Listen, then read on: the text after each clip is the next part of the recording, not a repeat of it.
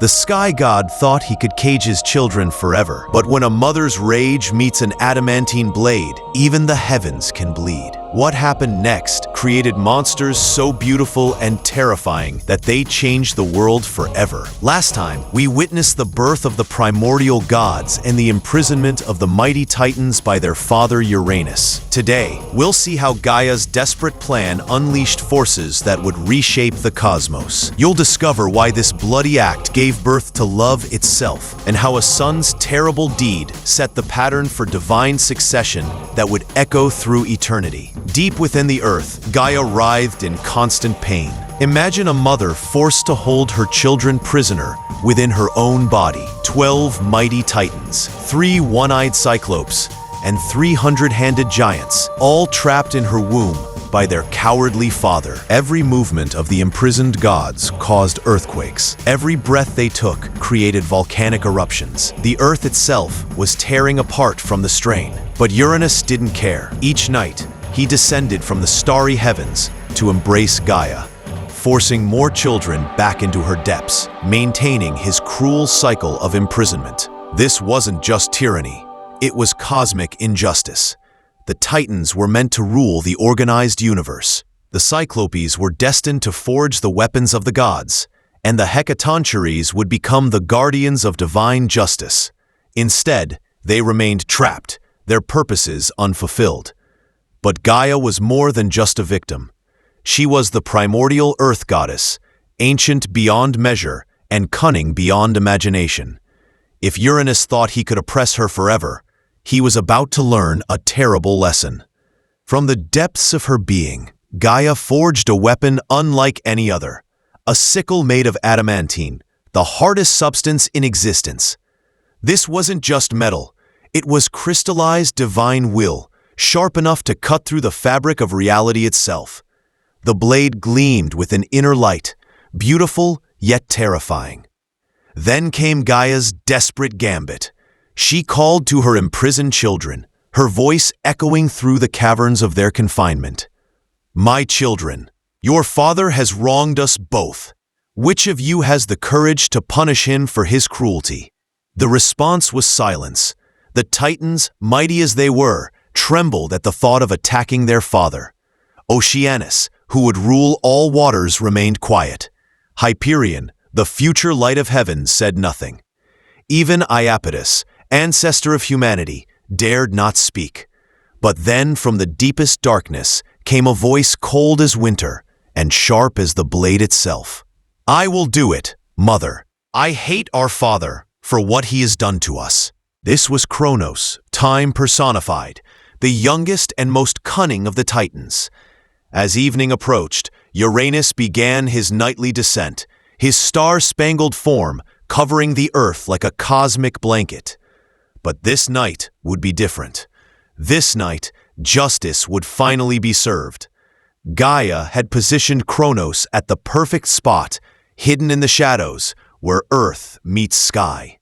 In his hands, the adamantine sickle hummed with power, eager to taste divine blood.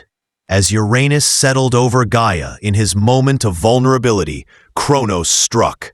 The blade swept through starlight and divine flesh with terrifying ease. Uranus's scream shattered the night sky, his agony echoing across the cosmos. Golden ichor, the blood of the gods, poured from his wound like liquid stars, falling to earth in drops of pure divine essence. But this wasn't just violence, it was cosmic transformation. Each drop of Uranus's blood that touched the earth gave birth to something new and powerful. Here's where the story takes an unexpected turn. Violence in Greek mythology never happens in isolation. Every act of cruelty creates consequences that ripple through eternity, often in ways the perpetrator never intended. From the first drops of Uranus's blood that struck the earth sprang the Erinyes, the Furies. These weren't ordinary goddesses of revenge. They were justice personified, with serpents for hair, eyes that wept blood, and wings like those of bats. The Erinyes existed for one purpose: to punish crimes against family, especially those committed by children against parents. They were relentless, terrifying, and absolutely incorruptible. Even the gods feared their wrath, for they answered to no earthly authority, only to the cosmic principle of justice itself. Think about the terrible irony. Kronos' act of patricide gave birth to the very forces that would eventually punish such crimes. The universe had developed an immune system against family violence, and it was born. From family violence itself, other drops of divine blood created the Melii, nymphs of the ash trees. These beings were fierce and warlike, and from their trees would come the spears that armed the first generation of humanity. They represented the connection between divine violence and human warfare, showing how the gods' conflicts would forever influence mortal struggles. Still more blood drops created the Gigantes, enormous earth-born warriors who would one day challenge the Olympian gods themselves. Each giant was born fully grown and armed for battle, destined to fight against Zeus and his siblings. Again, we see the pattern. Today's violence creates tomorrow's enemies. With Uranus castrated and powerless, the imprisoned children were finally free. The earth cracked open like an egg, releasing the 12 titans into the world.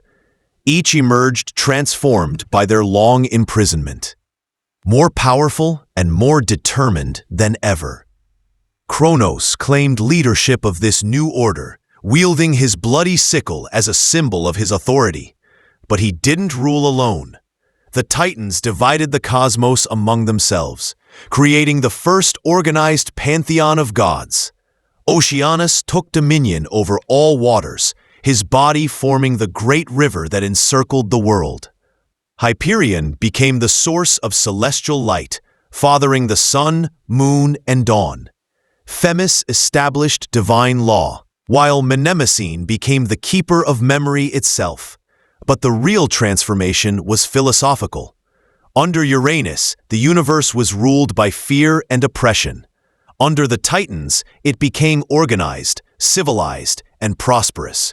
This was the golden age of Greek mythology, a time when gods and mortals lived in harmony, when the earth produced food without labor, and when death was like peaceful sleep. But the most beautiful consequence of Uranus's castration was yet to come. When Kronos hurled his father's severed genitals into the sea, they didn't simply sink and disappear. Divine fertility doesn't just vanish, it transforms. The sea began to foam and bubble around the divine flesh, creating a white froth that glowed with inner light. And from this mixture of divine essence and ocean water, something miraculous began to form. A figure emerged from the waves, perfect in beauty, radiant with divine grace, and possessed of power that could influence gods and mortals alike. This was Aphrodite, goddess of love and beauty, born not from a mother's womb, but from the castration of the sky itself. Aphrodite's birth reveals the deep wisdom of Greek mythology. Love and beauty aren't separate from violence and conflict. They're born from them. The most beautiful goddess emerged from the most violent act. The power to create desire and attraction came directly from the severing of fertility itself.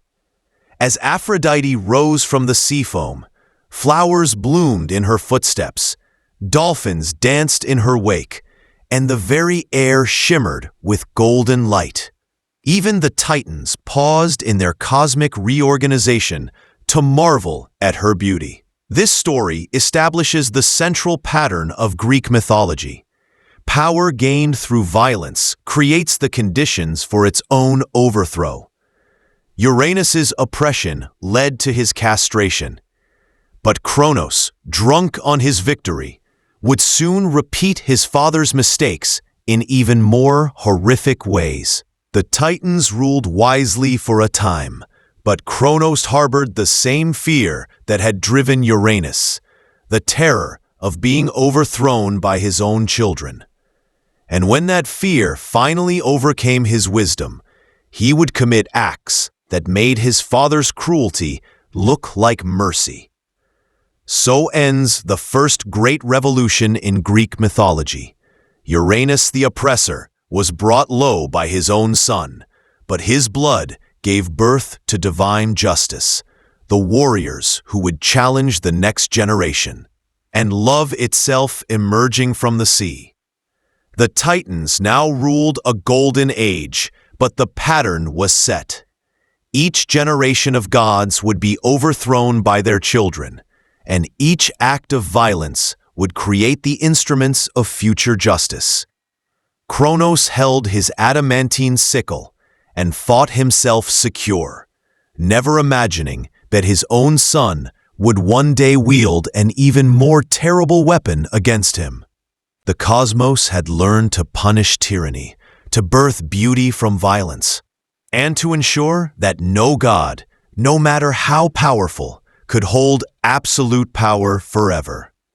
Next episode, Kronos' paranoid hunger leads him to devour his own children alive. But one child escapes, and his revenge will shake the foundations of reality itself. The war between Titans and Olympians begins.